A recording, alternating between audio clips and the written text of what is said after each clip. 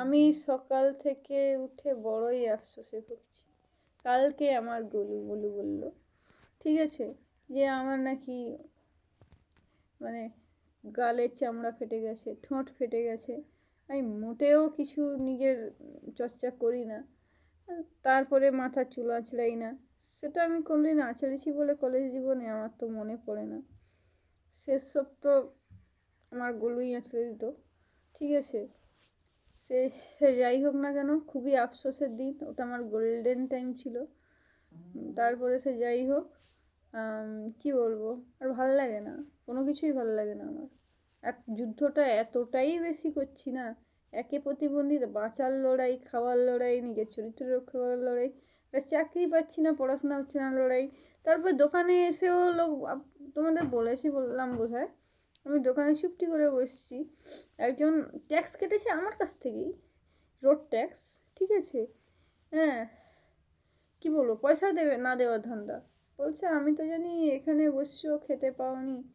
খেতে অবশ্যই পাই না আমি ঠিক করে, কিন্তু তা বলে কি এরকম বলা উচিত যে পাগল আমি, তার জন্য আমার ঘর থেকে লাথি মেরে তাড়িয়ে দিয়েছে?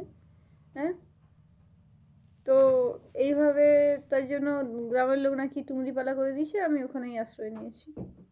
ঠিক আছে, খুবই ভালো কথা। প্রতিবন্ধী লোকেরই এত নির্যাতন পোয়াতে হবে? আর আসল গুঁড়ো তত্ত্ব তো আমি বলিনি তোমাদের, ওটা জানলে গোটা পৃথিবী কাঁপবে। মা, আমার মাকে দেখো, উকুনের জন্য সে পাগল, তুমি জানো তো। আর দেখো যেন চুলকি চুলকে চুলকে তার হাল খারাপ। কালকে লেবু দিয়েছে মাথায়, লেবু দিয়েছে, তার লেবু, নিম পাতা কখন দিলে তুমি? দিয়েছো কখন? তবুও উকুন যায়নি। উকুন আর যায়নি, উকুনের জন্য সে পাগল। তুমি জানো এই মহাশয়াকে, উনি যদি একটা এতটুকু উকুন থাকে তাহলে সে মাথা খারাপ করে ফেলবে, খারাপ মানে সেই সেই খারাপ করে ফেলবে। আর তোমার আমি আমি সেই মহাশয়া যে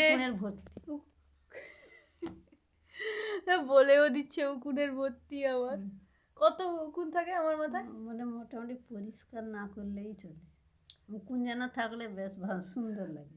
দেখো আমি একটা কথা বলি, রবীন্দ্রনাথ ঠাকুর এত বুদ্ধিমন্ত কেন, এত কবিতা কেন লিখতে পেরেছে, এত বড় বড় চুল কেন রেখেছিল? সে এত বড় দাড়ি, এত বড় মাথায় চুল, তার মাথায় উকুন ছিল, সেই জন্য সে মাথা চুলকাতো আর বুদ্ধি বের করতো।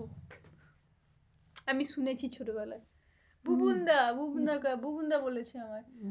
হ্যাঁ, এই জন্য তুমিও রেখেছ আর কি। বাবা, সুন্দর উকুন আর সুন্দরী। আরে সত্যি কথা বলেছে। আর নার্ভের সমস্যা উকুন থাকলে একটু কম হয় শুনেছি নাকি, এই জন্য উকুন বিক্রি হতো। কে 1 কেজি নেবে? হ্যাঁ, এ করো দেখি, খরিদ্দার দেখো। উকুন বিক্রি হয়, সত্যি বিক্রি হতো, আমি শুনেছি। কি আর বলবো, দুঃখের কথা, কিছু বলার নেই। আর কে জানে কি হবে যদি ওই চাকরি একটা হয়ে যায়। চাকরি ছেড়ে যে কি ভুল করেছি আমি জানি। সল্টলেক সেক্টর 5-এ বিন্দাস থাকতাম, বিন্দাস চাকরি ছিল, আমার মাও থাকতো। এই মেডিকেল হয়ে গেলে পালিয়ে যাবো। সকাল থেকে উঠে এটা করিস নি, এটা ফেলে দে, আমি যাচ্ছি ফেলে দিব, একটু অপেক্ষা করো, আমার বন্ধুদের সাথে কথা বলি। এইসবের প্রতি কোনো কেয়ার নেই আমার, এইসবের প্রতি বাস্তব কথা বলতে। যেখানে জীবন সংকটে সেখানে এইসবের প্রতি কিসের কেয়ার? আমি মনে করতাম আমি যদি দেখতে কুৎসিত হয়ে যাই, খুবই নোংরা থাকি, বোধহয় আমার প্রতি কোনো খারাপ হবে না। তো ওটা নয়, রাস্তার পাগলিও তো খারাপ হয়ে যায়, তার সাথেই খারাপ হয় না। তা যাই হোক, আজকে আঙ্কেল আসেনি। আঙ্কেল বলছে যে একটা কিছুতে কাজে ঢোক, নাহলে মন খারাপ থাকবে। এখানে তো তুই জানিস, তোকে পাগল ছাড়া কেউ জানে না কিছু। আমি একটা কথা জানতে চাই, তোমরা একটু ইন্টারনেট ঘেটে বা কেউ যদি মেডিকেল প্রফেশনালে থাকো, একবার দেখে নেবে সার্চ করে যে মাল্টিপল স্ক্লেরোসিসটা কী অসুখ। ঠিক আছে, এটা কি পাগল? এটা কি পাগল নয়। আমিও অনেক জাজ করেছি, তখন আমি এত প্যানিক হয়ে গেছিলাম। তো ডাক্তারের কোনো মুখে শুনিনি আমি যে আমি পাগল, যে আমি অন্ধ প্যারালাইসিস হবো, স্টেরয়েড নিলে ঠিক হবো, কিন্তু আমি শারীরিকভাবে দুর্বল থাকবো না একটু। তো আমি যখন আসি স্টেরয়েড নিতে নিতে, শুনি আমি নাকি পাগল। কে বলেছে? বলে দিল। কে বলেছে? বলে দিল। কে বলেছে? আমি হতভম্ব, আমি পাগল। আমার বোনু বলে, যে যে বলবে পাগল, ধরবি একটা ঝাঁটা দিয়ে, দে লাঠি, দে পিটান। সে বলে, তোর কিচ্ছু হয়নি চুটকি, কিচ্ছু হয়নি, তুই সবই পারবি, সবই পারিস তুই, তুই পাগল কিসে রে?